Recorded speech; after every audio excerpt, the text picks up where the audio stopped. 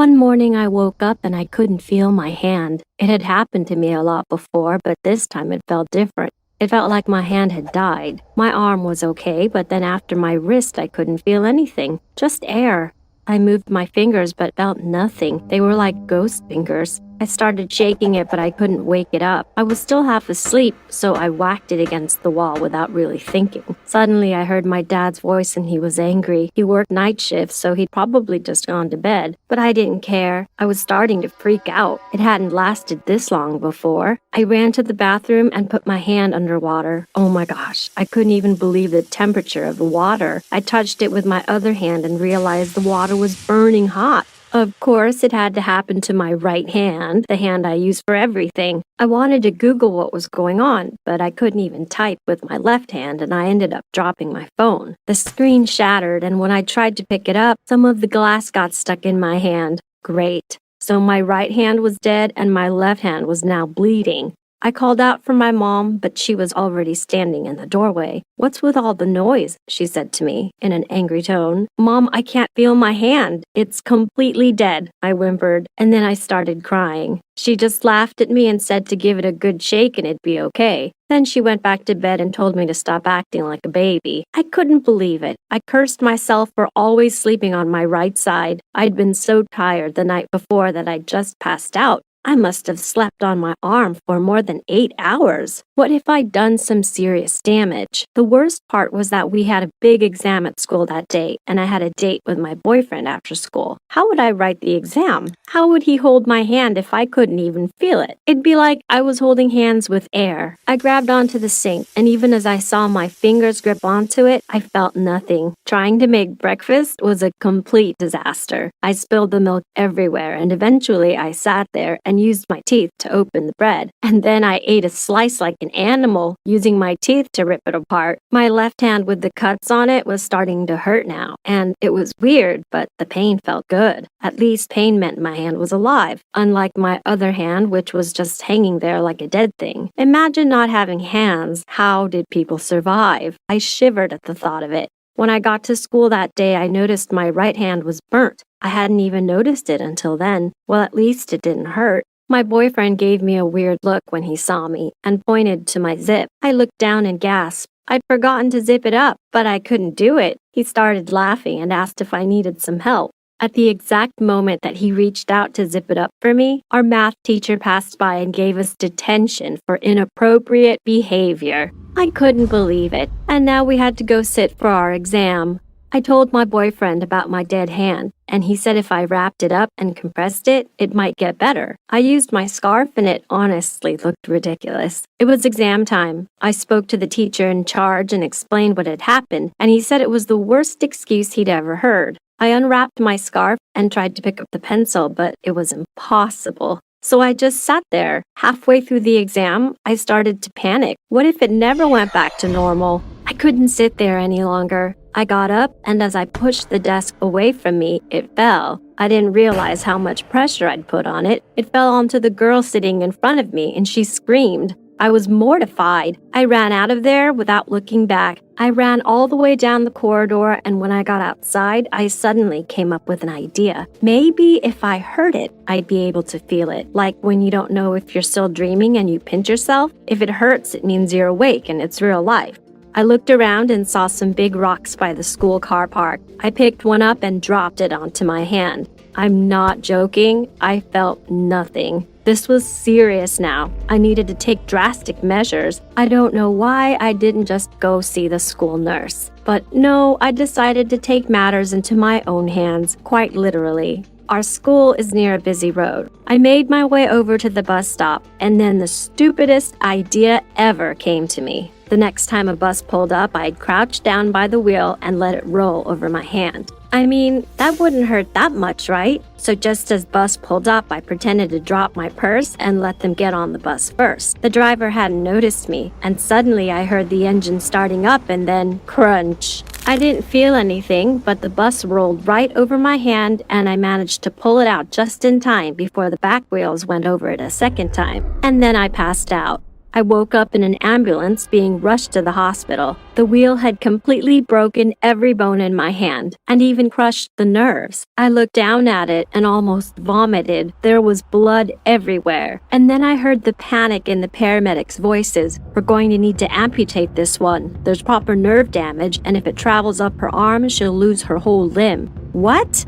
I started thrashing about on the stretcher. They couldn't take my hand. My life would be over. I kept going in and out of consciousness on the way to the hospital, and when we finally arrived, my mom and dad were there. My mom was hysterically crying and blaming herself for not listening to me. How did I explain that I'd done this to myself? That I deliberately let a bus run over my hand? The doctors had to hold me down. I kept screaming that I didn't want to lose my hand, and the head doctor said that if I didn't hold still, they'd need to take off my whole arm. He said there was already serious nerve damage and they had no other option. It was too dangerous to wait, so they amputated my hand. After the surgery, I couldn't even look at my arm. It was just a stump. Of course, it was all bandaged up, but it looked disgusting. I was crippled now. I felt so upset. Little did I know that while I was undergoing surgery, my mom was calling a lawyer to file a lawsuit to sue the bus driver. When she told me that the bus driver had been called in for questioning, I felt like my life was crumbling down around me. It wasn't his fault, but how did I tell her this? They even had witnesses, the old ladies who had seen me drop my purse. How would I tell them the truth? Meanwhile, I couldn't even go to the toilet by myself or bathe myself. It was just horrible. I was in the hospital for about 10 days and they only discharged me so I could go to the court case with the bus driver.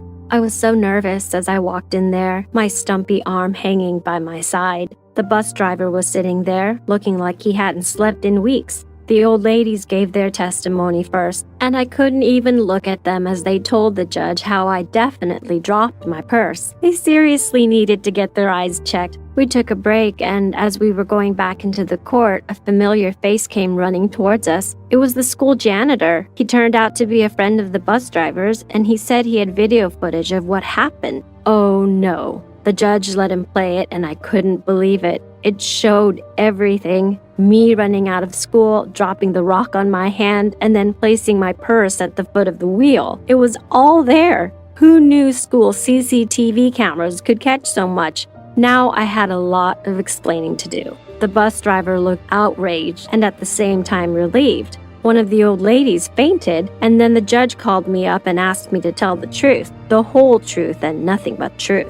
And so I did. I told them everything. The bus driver didn't even wait for me to finish. He stood up and told me I was a stupid little girl who'd made him lose his job and destroyed his reputation.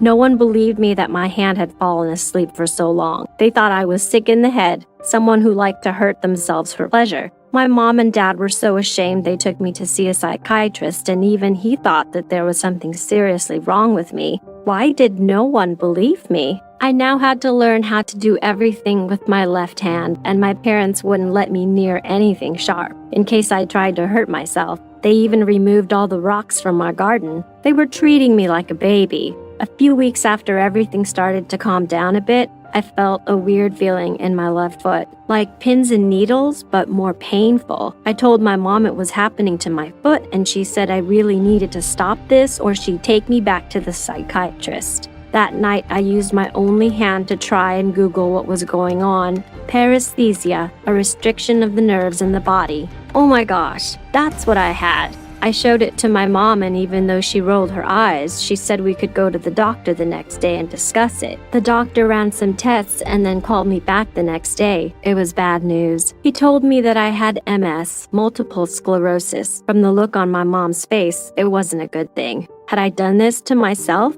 The doctor then explained that it's a nerve disorder and that one of the most common symptoms is tingling and numbness. I sat there in shock. My right hand, it had just been numb. And because I was so impatient and scared, I'd gone and messed everything up, and now I had no hand. No hand and MS. That was a tough pill to swallow. I knew that life wasn't going to be easy from that point, but I decided not to give up. I mean, at least I'm still alive. And guess what? I didn't really lose my amputated hand because I kept it. Yep, I asked to preserve it, and now I have an embalmed hand on the shelf of my room, sitting there like a creepy statue. And sometimes I even like to scare people with it. I don't think that the ending of my story is sad, because there's so much I'm still grateful for.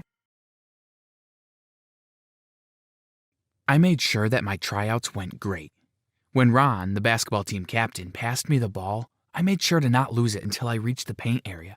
My dad always told me that a winning team needs players who work well together. It wasn't about showing everyone how well I could shoot, assist, or rebound. It's not about being a star. It's about being a team player. Ron was impressed, I have to admit. Even if I was just a freshman, it was obvious that I wasn't just the best shooter in the tryouts. I was also working well with the other team members. But there was one guy named Jasper. I could tell he didn't like me. "Shorty wants to shoot," he yelled. "Let's see if that shrimpy can jump." So I showed him. I showed all of them. When the list finally came out, my name was on top. Michael, reserve point guard. My dad was so proud. Every time he had to clean up the school corridors, he told me that he would always look up to read my name. He wanted to tell everyone that I was his son. I wanted him to, but he told me it'd be better if no one knew about it. That's because I go to a private school that has an amazing sports program. My dad hoped that I'd get picked up by an agent by the time I graduate. Meanwhile, he didn't want me to be teased because he was just a janitor in the school. I really didn't mind. If my dad was proud of me, I was more proud of him. He worked hard to put food on the table. My dad's an honest man. He's very pleased with his job, since the children of the staff can go there for free. On the day the tryout results came out, my dad wanted to prepare a special dinner for us. While he was cooking, I looked around our tiny house. The paint was peeling from the walls. There was only one bedroom with my dad's lumpy bed flushed to the side. I slept on the sofa that was right beside the kitchen stove. My dad was so excited that he splattered oil all over the hot stove. When I came over to help him clean it up, he suddenly yelled, "Don't use that rag!" Too late. The rag in my hand passed over the open flame and caught fire. I quickly dropped it in the sink. "That's the rag I used to clean up the science lab." My dad was still shouting. Then he laughed. I laughed too. Although we almost burned our tiny place down, we had a fantastic meal that night. All right, it was burnt sausage and mushy eggs, but my dad and I laughed and made plans for the future. "Just 4 more years, son," he told me with bright eyes. "I'm sure an agent will snatch you right away and we'll have a better life." He was so hopeful. But when I look at my dad now, 6 months into the school year, I can't even recognize him anymore. He's not old at all, but his back is bent like an old man. Being a janitor in my school is a lot of hard work. Most of the kids at school were rich. They were used to having people pick up after them. They toss junk in the trash can, but most of the time it falls on the floor. They leave dirty trays with leftover food in the cafeteria and never think to drop the trash in the bins along the wall. There's really no point in putting mats by the front door because nobody really wipes their muddy feet before going in. By the time all the kids have gone home for the day, the school looks like a war zone, and my poor dad is the one who has to clean it up. But admittedly, it wasn't all that bad before Jasper knew about us. During the initiation for the team newbies, Jasper thought it would be fun to break into the staff room. He told us to move all the things on one table to a different one. "Follow me," Jasper whispered to the team. We crept through the pitch-black school and went to the staff room. Jasper managed to pick the lock. I was nervous and sweating the whole time. I didn't want to get kicked out. I just got here. "I don't think this is a very good idea," I told Jasper. Even Ron agreed with me. "Come on, man, don't be such a whiner," Jasper replied. "They're not going to expel us because we have a shot at winning nationals this year. Come on. Are you all sissies?" As much as I tried to be quick and quiet about it, the rest of the team wasn't. We made a lot of noise. Eventually, we got caught by the night janitor. He called the principal, who called our parents. That's when everybody found out that I was the janitor's son. "Michael," the principal said with a slow shake of his head, "I expected better from you. I thought that this school meant more to you and your father." Thankfully, we all got off easy with just detention for a week. My dad looked at me and I knew immediately that he understood. I just wanted to fit in. On our way out, Ron's dad's wallet fell to the floor. My dad picked it up and handed it back. "Sir, I believe you dropped this," he said with a smile. Ron's dad took it back and said thanks. But Jasper had the nerve to call out, "Hey, it's a good thing that we're here. Michael's dad didn't steal it because we were all watching. I bet he wanted to steal all the money from your wallet and maybe sell the wallet too." My dad's face turned red, and I wanted to turn around and punch Jasper in the face. But my dad restrained me. "This is why I didn't want you to tell them who I am," he softly said, but I think Ron and his dad heard it too. After that day, Jasper just got meaner in school. Every day, he made the biggest mess he could make. He overturned trash cans. He moved the desks and tables around. He poured juice on the floor. He even emptied the chalk box on the teacher's table. "We've got to make sure that the janitor earns every cent of his pay," he would say maliciously. "We're not running a charity here." And every day, it would be my dad's job to clean up after him. "Don't mind him so much," Ron said to me a week after. "He's jealous and worried that we might make you starting five." I tried not to mind Jasper, but I knew how hard my dad had worked, so I just decided to play ball and give it everything I've got, just to show Jasper that I deserve to be in this school and on the team. One weekend, Ron had a party at his house. It was great. His dad even showed us his sword collection. A few of us stayed after the party to help clean up. But the next day, Ron asked everyone on the team, "Did any of you touch a Japanese sword with engravings in gold?" It went missing after the party. Ron wasn't even looking at me, but Jasper was. "If there's a thief in the room, we all know who it is. Michael's the only one who really needs the money around here." I was shocked by his words. How dare he put the blame on me? "Hey," I finally answered back, "it's true that I'm the janitor's son. It's true that we're poor. At least we're honest." But Jasper just laughed. What I didn't know was that the rest of the team was starting to hate Jasper almost as much as I did. 2 days later, we were surprised to see Ron's dad there. "I know who stole my sword," he said with a growl. "I would like you all to come with me to act as witnesses." We followed him, looking confused. He met the principal first, who took out a bunch of keys from his drawer. My dad was mopping outside the principal's office. "Excuse me, sir," Ron's dad told him. "Could you come with us, please?" My dad gave me a puzzled look, but he followed. We all went to the lockers, and the principal stopped in front of locker 55. "Hey," Jasper suddenly called out, "what do you think you're doing? That's my locker." The principal didn't say anything, but Ron's dad turned around to stare at Jasper. "I know you were the one who took it," he said. "I know that you were planning to plant it in Michael's locker. I heard you saying that you were planning to get him and his dad kicked out of this school." Jasper tried to protest, but the rest of the team suddenly piped in. "Yeah," said Greg, "that was the plan. He said that he was going to plant the sword in Michael's locker after practice today," added Peter. "That's not true. These jerks are just pulling your leg," Jasper stuttered. But the principal had already opened his locker. There, in the very back, behind the school books and varsity jacket, was the Japanese sword, propped up beside an old pair of sneakers. "I don't know how it got there," Jasper protested. "Michael's dad probably put it there himself. He's the janitor and he can open our lockers." "No," replied the principal.